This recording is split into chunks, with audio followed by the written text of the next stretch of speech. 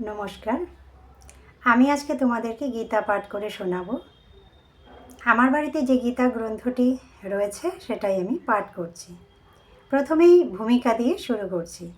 গীতা হিন্দুর সর্বশ্রেষ্ঠ ধর্মগ্রন্থ, স্বয়ং ভগবান শ্রীকৃষ্ণের মুখ নিঃসৃত বাণী। কিন্তু তাছাড়া গীতার আর একটা বিশেষ সার্থকতা আছে। আমাদের এই ভারতবর্ষে কোনোদিন চিন্তার স্বাধীনতায় কেউ বাধা দেয়নি। যে কোনো সাধক তাঁর জ্ঞান বিশ্বাস মতো যে কোনো মতকে সত্য বলে জেনেছেন, তাকেই প্রকাশ করার স্বচ্ছন্দ অধিকার পেয়েছেন। তাই আমাদের ধর্মে আমরা দেখতে পাই নানান শাস্ত্র, নানান ধর্মমত, নানান ধর্মপথ। তাই আমাদের ধর্মে আমরা দেখতে পাই প্রতিমা পূজা থেকে আরম্ভ করে নিরাকার ব্রহ্মের উপাসনা পর্যন্ত, যাগযজ্ঞ থেকে আরম্ভ করে তান্ত্রিক আচার পর্যন্ত। যখন এই সব বিভিন্ন ধর্মমত জনসাধারণের মধ্যে বিস্তৃতভাবে ছড়িয়ে পড়ল, তখন স্বভাবতই সাধারণ লোক বিভ্রান্ত হয়ে পড়ল। এই সব পরস্পর বিরোধী বিভিন্ন মত ও পথের মধ্যে কোনটি সত্য পথ? একটা ভয়াবহ ধর্মসংকট দেখা দিল।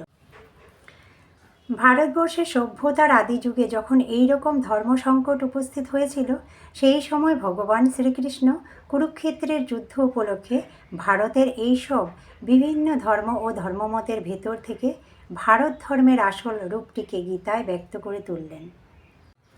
তাই গীতার মধ্যে আমরা ভারতের ধর্ম সাধনার সমস্ত বিভিন্ন অঙ্গের পরিচয় পাই। ভগবান শ্রীকৃষ্ণ অর্জুনের মনের ভ্রান্তি দূর করার জন্যে একে একে জ্ঞানযোগ থেকে আরম্ভ করে মোক্ষযোগ পর্যন্ত সমস্ত বিভিন্ন পথের পরিচয় দিয়ে সর্বশেষে বললেন, হিন্দু ধর্মের যেটা হলো মর্মকথা, সর্বধর্মান পরিত্যজ্য মামেকং শরণং ব্রজ। এইটাই হলো গীতার সার কথা। অনেকের ধারণা গীতা বুঝি দুর্বোধ্য দর্শনের বই, কিন্তু আসলে ভগবান শ্রীকৃষ্ণ সংসারের অতি সাধারণ লোকের জন্যই এই গীতা প্রচার করেন।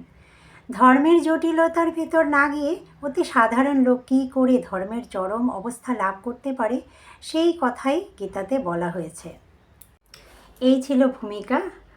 তবে সময় নষ্ট না করে গীতা পাঠ শুরু করছি, প্রথম অধ্যায়।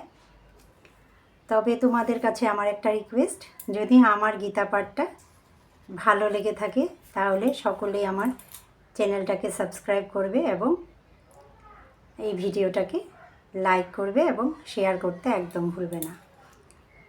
সবাই যেন আমার এই গীতা পাঠে উপকৃত হয়, এই আমার কামনা রইল।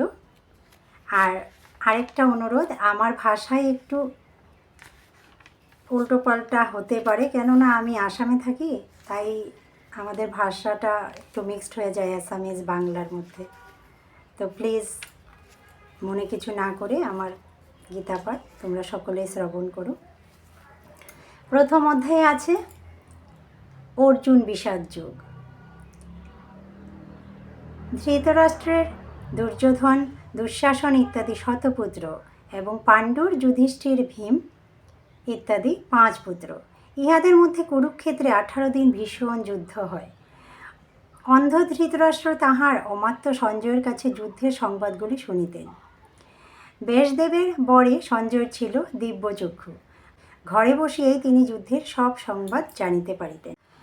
তিনি একাধারে সখা, মন্ত্রী ও সারথি। অর্জুনের অনুরোধে তিনি 2 সৈন্যদলের মাঝখানে রথ রাখিলেন। অর্জুন দেখিলেন যে এই যুদ্ধে জয়লাভ করিয়া রাজ্যসুখ ভোগ করিতে হইলে জ্ঞাতি, বন্ধু ও আত্মীয় স্বজনকেই মারিতে হইবে। ইহাতে তিনি অত্যন্ত কাতর হইয়া ধনুর্বাণ রাখিয়া দিলেন এবং যুদ্ধের শোচনীয় পরিণাম ভাবিয়া যুদ্ধ করিবেন না স্থির করিলেন।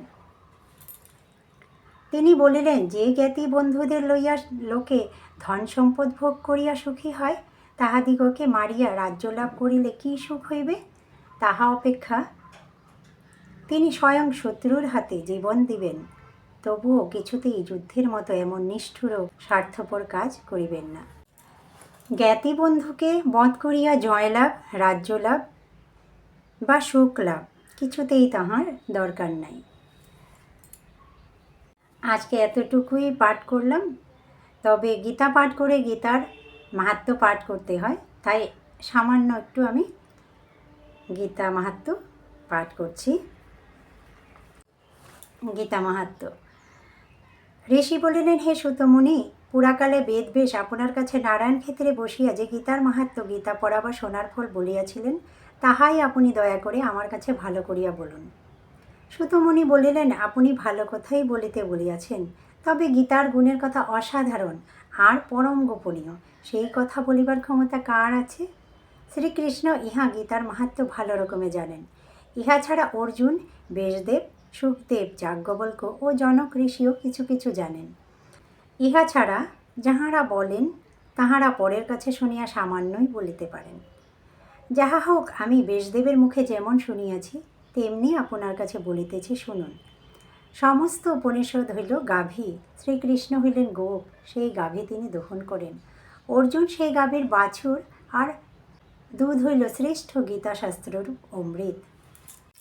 শ্রীকৃষ্ণ অর্জুনের সারথীর কাজ করিয়া সে গীতারূপ অমৃত 3 জগতের উপকার করার জন্য প্রথমে দিয়েছেন।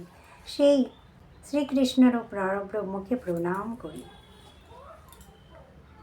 সংসাররূপ সমুদ্র পার হওয়া খুব শক্ত।